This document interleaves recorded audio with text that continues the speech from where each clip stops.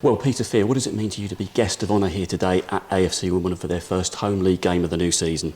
Yeah, it's fantastic really. I spoke to Ray a few times over the last few months and he invited me down last week and it was a no-brainer really, so yeah, it's a great honour.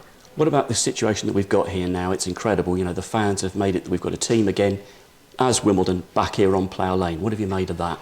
Yeah, we came for a stadium tour. We've been last year, me and my boys, and just to get back to here was a major achievement. I was lucky enough to play at the old Plough Lane, so people don't realise, and I was unlucky not to play at the new Plough Lane. But it's just one of them things really. But I look at this stadium now, what's about, and it's a pretty amazing achievement really. From where they come from to this, it's amazing. And of course you're a Sutton lad. How did it all start out for you with the Dons?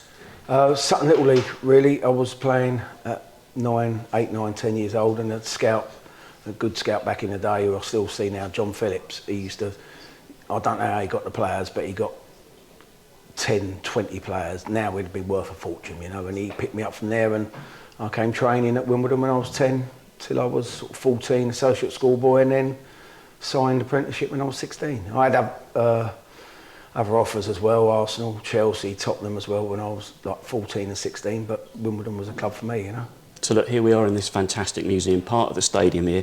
Let's turn the clock back a little bit.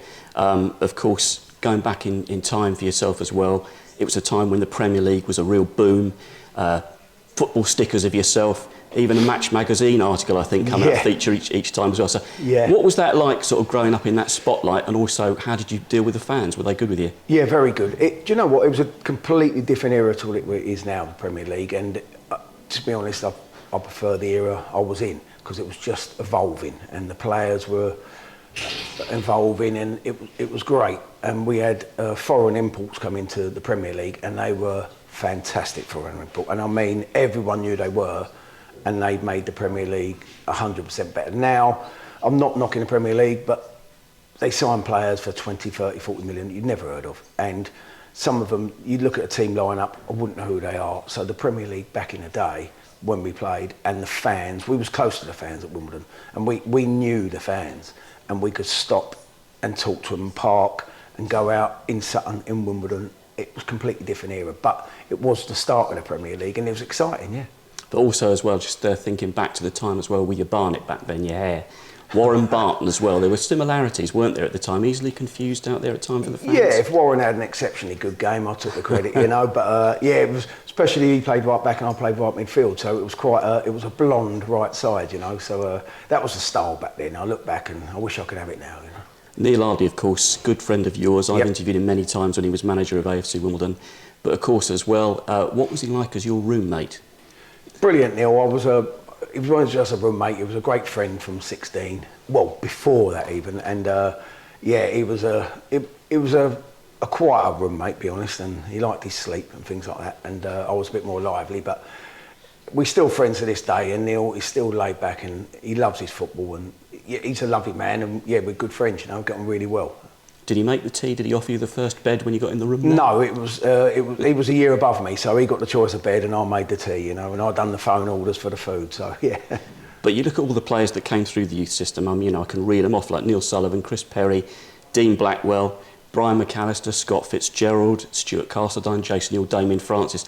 How important was that to the success we had? And of course, being yourself a local lad as well. Yeah, it meant a lot, because you knew when you was going up into the first team, you knew 2 or 3 years above you, 3 or 4 of the players that come through the youth, and then it was like escalated down to us. And again, going back to the scout John Phillips, he found probably a dozen of them players himself just going around local football, which doesn't happen now because people get scouted at 6 or 7. But back in the day, Wimbledon had such a great youth system, and we needed it because we couldn't afford to. But the players that come through the youth system, if they'd been playing now, they would have made the club hundreds of millions of pounds, you know. But also the recruitment as well, you know, we recruited really well with the money that we had, and it was at a time when Wimbledon were riding high. They were doing well in the league and in the cup competitions, weren't they? Yeah, doing really well. And the players, I don't know who Joe had working for him, Joe Kinnear, but the players that he plucked out of non-league, your Alan Kimball, no, say lower league, sorry, Alan Kimball's, Andy Clark's, Alan Reeves, things like that. They come from clubs that were unfashionable, no one looked at, and they were fantastic players for us. Even Robbie Earl, people looked at him, but they didn't take the chance. And he was probably Wimbledon's best ever player, you know. Absolutely, but of course as well, you still kept it real. You kept it that crazy gang ethic. Any sort of pre-watershed stories you could tell us about? No, you look on the internet and you hear a lot of stories about Brian Clough did this to Wimbledon, Brian Clough did it. They didn't.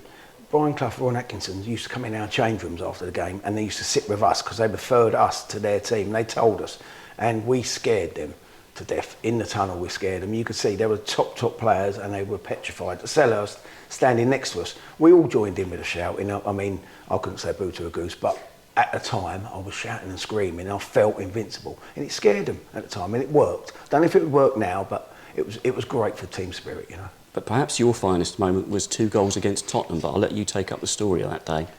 Yeah, that was towards the end of the season. Spurs were in massive trouble and I remember it was a really hot day and we had nothing to lose. I think we was mid-table but well safe and we was playing well. 1-0 down, they had Klinsmann, Nicola Berti, Ferdinand, they had a great Raw Fox, they had a fantastic team.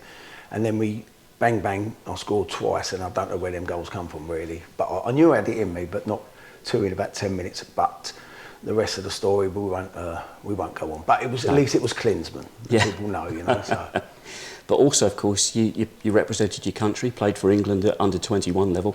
What sort of players did you have around that era in the squad as well with you then? Well, the first player I replaced in my debut was Robbie Fowler. So he was injured, so I played centre forward. And my first touch I actually scored, but it was judged to be offside, which was a bit disappointing. But we had Jamie Redknapp, Sol Campbell, Ray Parler, Trevor Sinclair. We had a fantastic team, and we won the tournament.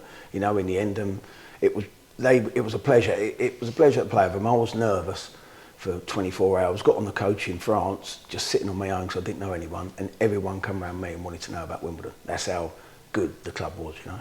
So of course in your career as well, you moved on to Oxford and you had success at non-league level as well. But you've also kept an eye on the development of AFC Wimbledon over the years. What have you made of the progress?